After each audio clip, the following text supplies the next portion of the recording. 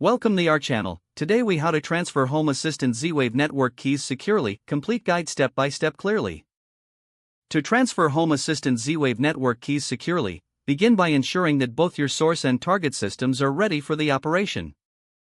Start by backing up your current Home Assistant configuration on the source system. Navigate to the file system of your Home Assistant installation. Locate the Z-Wave configuration files, typically found in the secrets.yaml file or under the .storage directory.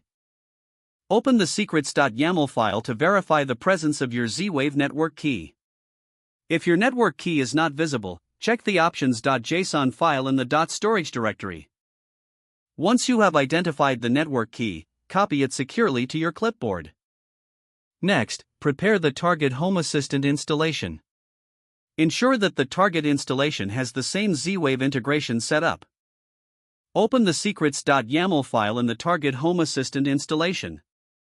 Paste the Z-Wave network key into the secrets.yaml file of the target system. Save and close the file to ensure the changes take effect. Restart the target Home Assistant instance to apply the new configuration. After the restart, confirm that the Z-Wave network is functioning properly in the new installation.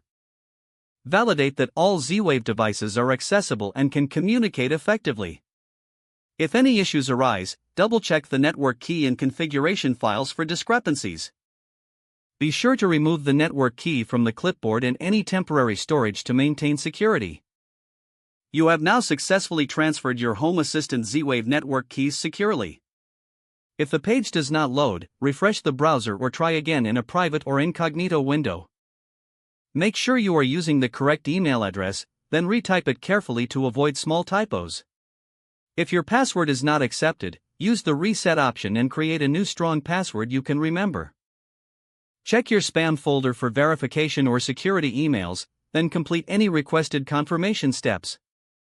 Enable two-factor authentication if available to improve account security and reduce unauthorized access risk. After signing in, review your profile details so your contact information and settings are accurate and current. If you see an error message, note it down and try again after restarting your device and internet connection. Log out when you finish, especially on shared devices, to keep your account and payment information secure. If the page does not load, refresh the browser or try again in a private or incognito window. Make sure you are using the correct email address, then retype it carefully to avoid small typos. Don't forget to like this video and subscribe to our channel for more step-by-step tech guides.